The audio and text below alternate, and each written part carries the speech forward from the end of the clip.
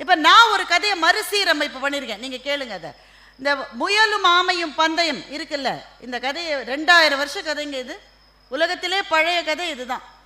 நல்லா நீட்டு நெளிச்சு தூங்கி அந்த ஆமை நடந்து போகிற மட்டும் தூங்கிடும். இப்படி ஒரு முயல் இருக்குமான்னு எனக்கு கோபமாக வரும். அப்புறம் ஆமை மேலேயும் எனக்கு கோபம் வரும். அதான் பந்தயத்துக்கு போறியே, அந்த ஓட்டை கழட்டி வச்சுட்டு போனால் என்ன உனக்கு கழுது, என்ன கஷ்டம் உனக்கு, வேக வேகமாக நடக்கலாம் தானே. இந்த கேள்விகள்லாம் எனக்கு வரும் பதில் சொல்கிறதுக்கு.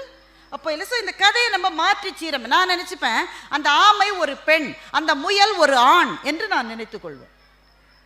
ஏன் அந்த ஆமை ஒரு பெண் என்றால், எங்கே போனாலும் ஓட்டை கழற்ற முடியாத ஆமை போல பெண் என்கிறவள் எங்கே போனாலும் வீட்டை சுமந்து கொண்டே பெரும் பதவிகள் இருப்பாங்க. வக்கீலாக இருப்பாங்க, டாக்டர்ஸாக இருப்பாங்க, நீதிபதிகளாக இருப்பாங்க, பெரும் பெரும் பதவிகளில் இருப்பாங்க. ஆனால் வீட்டிலேருந்து ஒரு ஃபோன், பாப்பா வந்துட்டாளா, சாப்பிட்டாளா. போலீஸ் எவ்வளோ பேர் இருக்காங்க. தாமதமாக தான் வீட்டுக்கு போக முடியும் ஒவ்வொரு நாள்.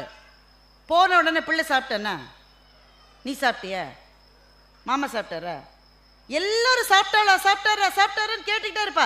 நீ சாப்பிட்டியான்னு கேட்க பெரும்பாலும் ஒரு நாதி அவளுக்கு. அப்போ ஓட்டை கழற்ற முடியாத ஆமையை போல தன்னுடைய வீட்டை கழற்ற முடியாத பெண்ணாக அந்த ஆமை இருந்ததோன்னு நினைப்பேன். ஆனால் அந்த கதையை கொஞ்சம் மாற்ற வேண்டிய காலகட்டத்தில் இருக்கு. ஏன்னா முயல் தூங்காது, வெற்றியாளர்கள் தூங்க முடியாதுங்க.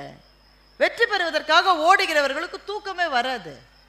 அவனுக்கு எவ்வளவுதான் பின்னாடி இருந்தாலும் நான் ஜெயிக்கணுன்ற எண்ணம் இருக்கிறவனுக்கு தூக்கம் எப்படி வரும்?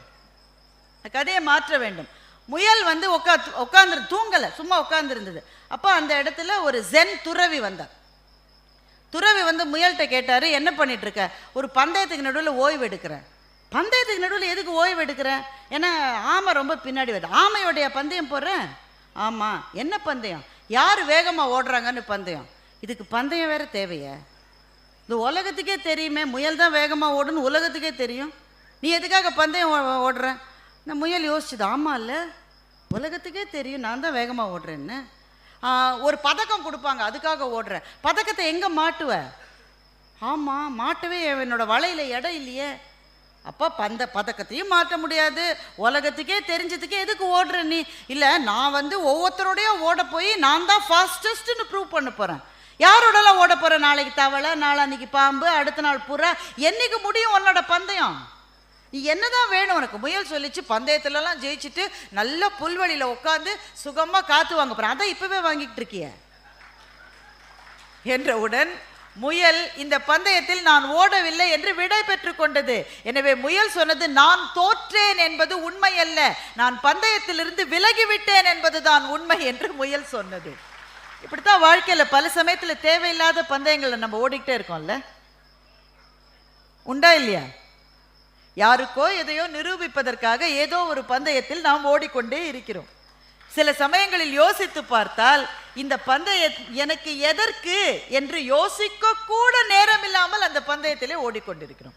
அப்ப இந்த கதையிலிருந்து நாம் தெரிந்து கொள்ள வேண்டிய மிக முக்கியமான விஷயம், எது பிடிக்கிறதோ, எது மகிழ்ச்சியை தருகிறதோ அதற்காகத்தான் நம்முடைய நேரம் செலவழிக்கப்பட வேண்டுமே ஒழிய யாருக்கோ எதையோ நிரூபிப்பதற்காக நம்முடைய நேரம் செலவழிக்கப்படக்கூடாது.